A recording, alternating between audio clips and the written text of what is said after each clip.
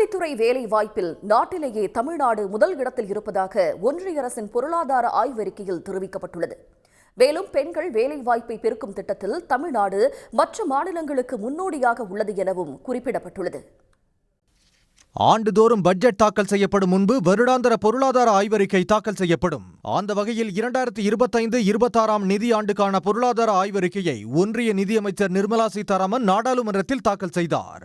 அதில் உற்பத்தித்துறை வேலைவாய்ப்பில் நாட்டிலேயே தமிழ்நாடு முதலிடத்தில் உள்ளதாக பாராட்டு தெரிவிக்கப்பட்டுள்ளது. நாட்டின் உற்பத்தித் துறையில் அதிகபட்சமாக 15% ஊழியர்கள் தமிழ்நாட்டில்தான் உள்ளனர் என்றும், ஆலை தொழிலாளர்களில் 60% பேர் தமிழ்நாடு உட்பட 7 மாநிலங்களில் உள்ளதாகவும் குறிப்பிடப்பட்டுள்ளது.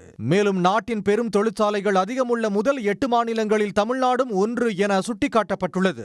இந்தியாவின் உற்பத்தி துறையில் தமிழ்நாடு, கர்நாடகா, தெலங்கானா, மராட்டியம் போன்ற மாநிலங்கள் 40% பங்கு வகிக்கின்றன என்று தெரிவித்துள்ள ஒன்றிய அரசு புதிதாக தொழில் தொடங்குவதை ஊக்குவிக்கும் நடவடிக்கையை தமிழ்நாடு மேம்படுத்தியுள்ளதாக பாராட்டியுள்ளது. தமிழ்நாட்டுக்கான தொழில் முதலீடு வேறு மாநிலங்களுக்கு செல்வதாக பாஜக கூறி வரும் நிலையில் ஆய்வறிக்கையில் பாராட்டு தெரிவிக்கப்பட்டுள்ளது. ஒற்றைச்சாளர அனுமதி, ஆன்லைன் அனுமதி, நில சீர்திருத்தம் ஆகியவை தொழில் ஊக்குவிப்பை சாத்தியப்படுத்தியுள்ளதாகவும், சூரிய மின் உற்பத்தி பூங்கா, மாவட்ட அளவிலான கார்பன் குறைப்பு திட்டங்களில் சிறப்பான தொழில் ஊக்குவிப்பு நடவடிக்கை என பொருளாதார ஆய்வறிக்கையில் சுட்டிக்காட்டப்பட்டுள்ளது. பெண்கள் வேலைவாய்ப்பை பெருக்கும் திட்டங்களில் மற்ற மாநிலங்களுக்கு தமிழ்நாடு முன்னோடியாக உள்ளது என்று தெரிவித்துள்ள ஒன்றிய அரசு, பெண்களுக்கு பாதுகாப்பான சூழலை உருவாக்கி வேலைவாய்ப்பை பெருக்க தமிழ்நாட்டின் தோழி விடுதி திட்டம் சிறந்த உதாரணம் என குறிப்பிட்டுள்ளது.